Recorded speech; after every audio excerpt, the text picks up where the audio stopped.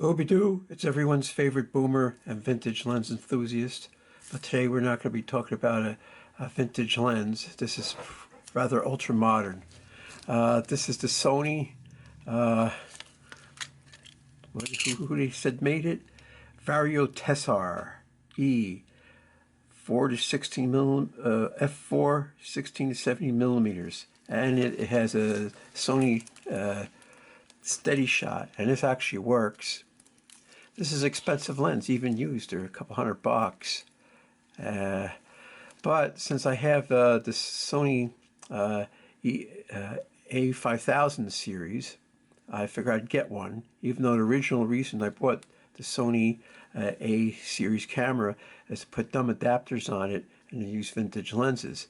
But I figure, well, I'll just get one lens just so, I could take advantage of all the cool built-in stuff.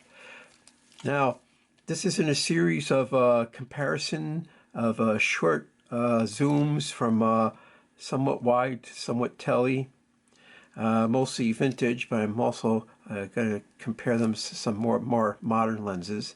And this is the Yule season 2022 to 2023. That's between Christmas and New Year's. I had some time off, and I was able to do a photo shoot. And I actually went to the same place, which was a town center where their green had a light spectacular put up. And I went there early in the morning when it was still dark out. And I set all the cameras to the same. So even though I was using the Z50, since this is a native Sony E-mount lens, I decided to use this. I used the A5100, but I'm also taking this movie with the A5100. So as a stand-in, I'm using the A5000. They both look virtually identical. Layout, size. The only difference is one has a couple more pixels. This is 20 megapixels, but the 5100 was 24 megapixels. They have a different image processor. The 5100 had a later processor, and it is a much better processor. But just for stand-in purposes, I'm using the A5000 for illustrative purposes. So I went to the green at like 6:30, 6:45, and of course it's dark out there at the end of January. And I set the ISO to 1600. I set the shutter speed, I fixed it at 1/25 of a second, and I dialed in f4 because I wanted to see how this performed wide open. Now, the Sony cameras, let's turn this on and look, Let's turn this on and look. Oh, there we go. Okay, menu, camera settings. Is it here?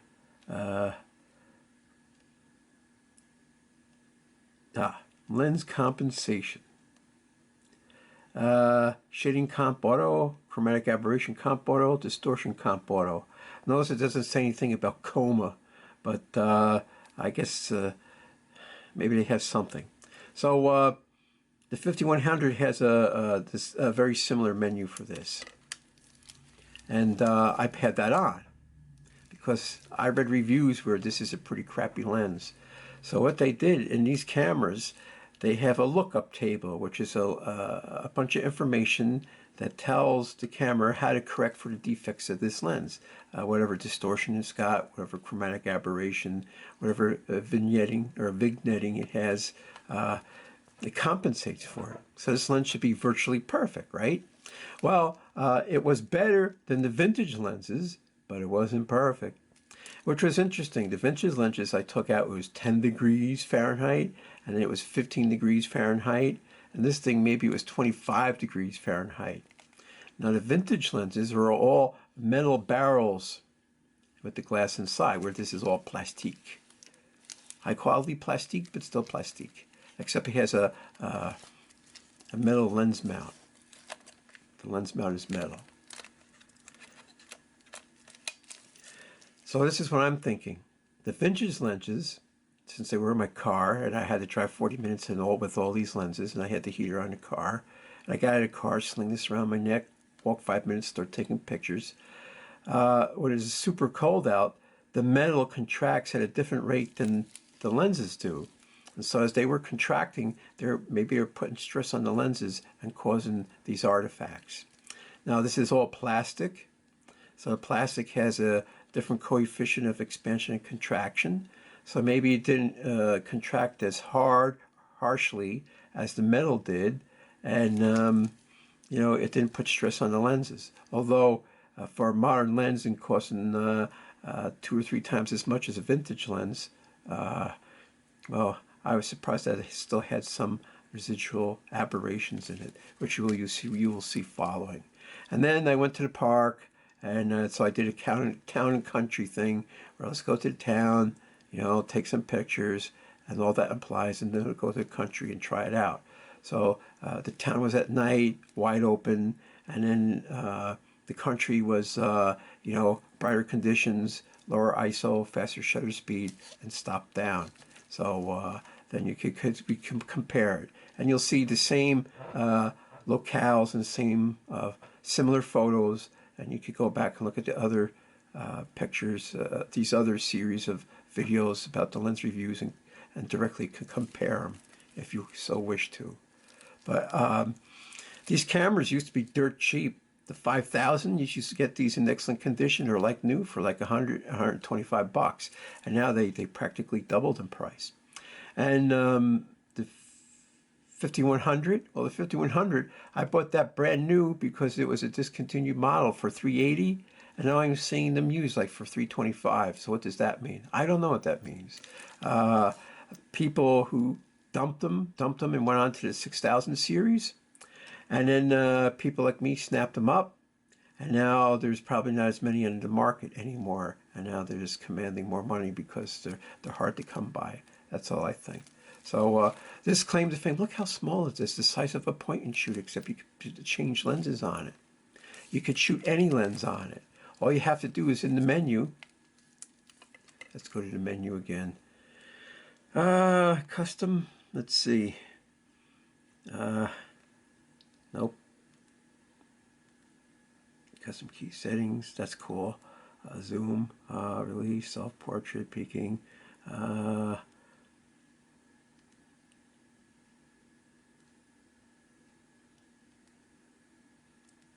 Well, there's a setting, it says shoot without lens.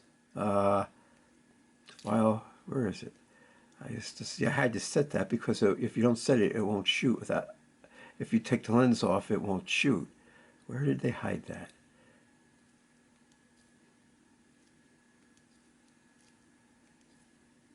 Oh, release without lens, enable. That's the only thing you have to set, and you could go blasting away with vintage lenses. And then if you put a real lens on, that's a native lens, it recognizes it anyway. So everything's all hunky-dory. So it's a nice lens, it's lightweight, the optical steady shoot really works, which is a plus. So I could recommend this lens, except that it's a little pricey. But it's small and lightweight, and it's a small, lightweight camera body, and it's an excellent combination. And it's the perfect ratio, 16:70. So it's goes from an actual wide angle on a crop sensor to a little bit of a telephoto on a crop sensor. So let's just go, without further doggy-do, let's go check out the samples. So what's my philosophy? My philosophy is take photos or die. That's my philosophy. This is a Zeiss Vario Tessar. Of course, it has a SONY logo on it. And I often wonder about the pedigree of such a lens. Was it designed by some German optical technicians, or was it made in an Asian country, and they just licensed Zeiss name to it? So there's no telling.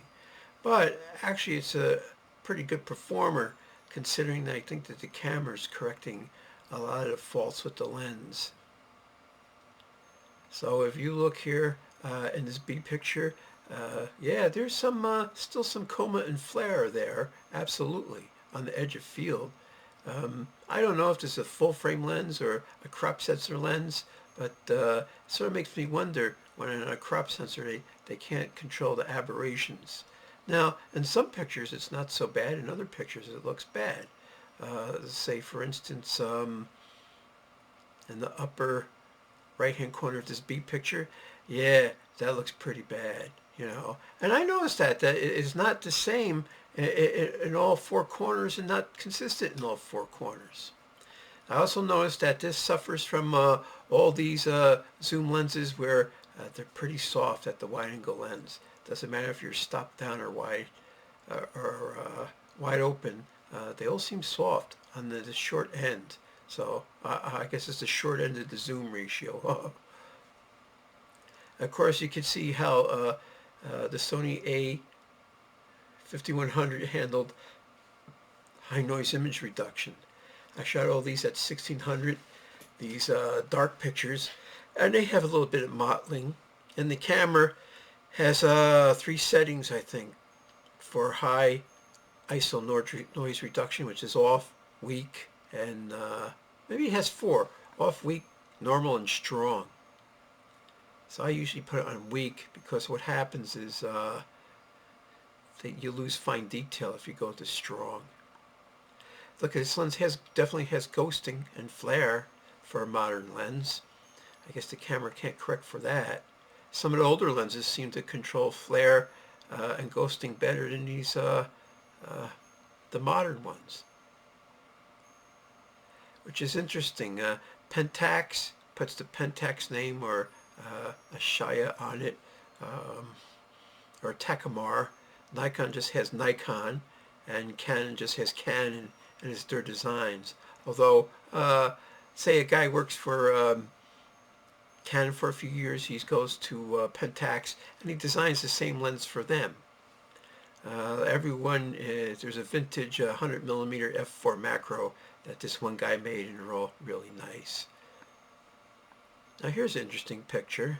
If you look at the lower right-hand corner right now, that's really nice. The extended images are pretty nice and sharp. You still see some coma in the bright point lights, but the extended images are pretty sharp. There's some horrible coma for you. And I think this one's had some astigmatism too. I focused on the 3 statues. These are 3 terrorists, American terrorists. And this is what you get on the edge of the field of view. It looks like coma and astigmatism to me.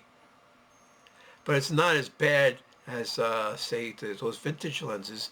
And I mention this over and over. They're all metal construction. And in the cold weather, the metal contracts, and it could put pressure on the glass. And you're only talking like millionths of an inch to make things go cuckoo in the optical world. And in this lens was mostly plastic, and I didn't take it out under this extremes of temperature either. It was like 10 or 15 degrees warmer when I went there with this camera. And it definitely has doesn't handle high ISO noise as well as the venerable Nikon Z50. Although it did have good color, I like the color. It's a little on the cool side, definitely. Now here's a picture. You've seen this picture many times, and it looks slightly dark there as opposed to bright. So this camera did make it look like it was in the dusk with the artificial illumination. And this picture looks more pre-sunrise look to it. There's no harsh dark shadows.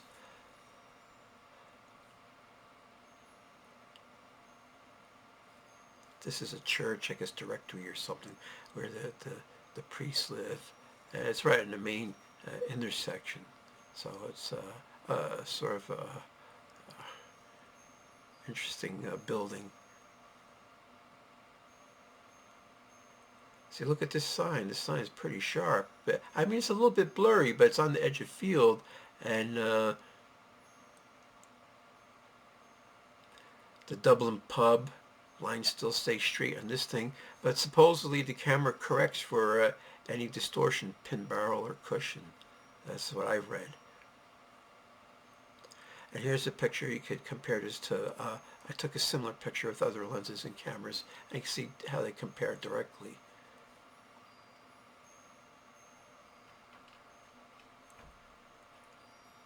And of course, that's enough for the town. Let's go back into the country, and here's the old beaver pond. I think the camera picked these punks for the focus, because if you look in the background on that picture, it's a little soft. And let's see what happens here when we get the close-up. Well, it's not in perfect focus, and you know what? I'm pretty sure this is on the wide-angle side. I jacked up the colors here just to bring this out. And I think it'll work pretty good. It looks like a brain cell, inflamed brain cell to me. And also did a pretty good job on the close-ups. These were all maybe 4 feet away or something. And there's all weird patterns. That looks like a rooster or some sort of weird hand or something. Of course, since it was warmer, the ice started to sublimate and this like go away. So there's like different shapes than when the ice is at the peak or when it's forming. And then you get all these bubbles in the ice too, which is amazing. And here's the old reeds and the crick with the reeds. And I'm pretty sure I had the camera on automatic white balance, and it sure did have a cool look to it. Still, I could definitely recommend this lens. If you pick up any Sony email camera, and for vintage lenses, but you want to go with convenience of a modern lens, I see nothing really wrong with this lens.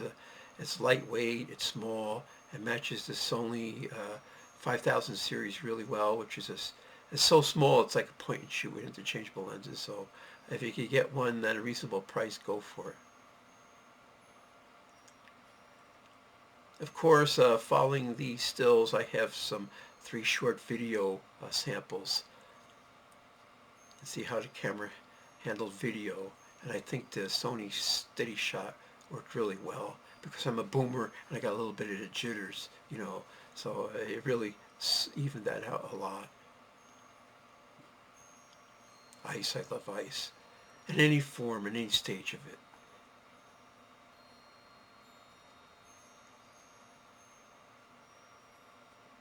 I'll have to do some more tests, more salubrious weather, the 60s or 70s, to eliminate any temperature differentials across this whole lens shootout I'm doing.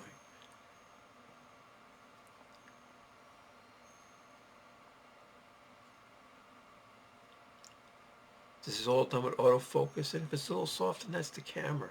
And of course, I was stopping down even more, so you think it would have got some depth of field.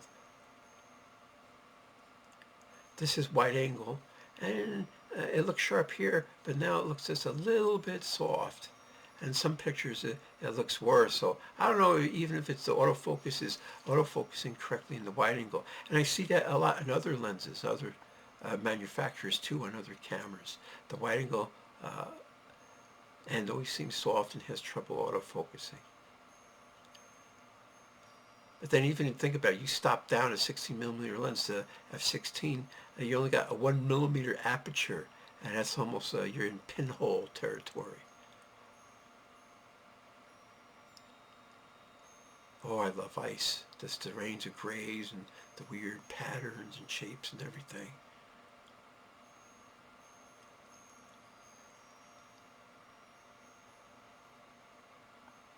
All right, here's the ancient astronaut wall, because human beings didn't make this stuff. They didn't have the technology, so ancient astronauts came down and they made it for them.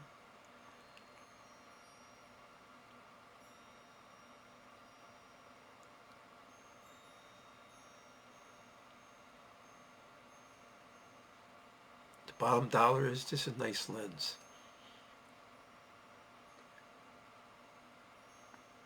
I would like to get a smart adapter and try it on some other camera and see what sort of aberrations the camera's correcting.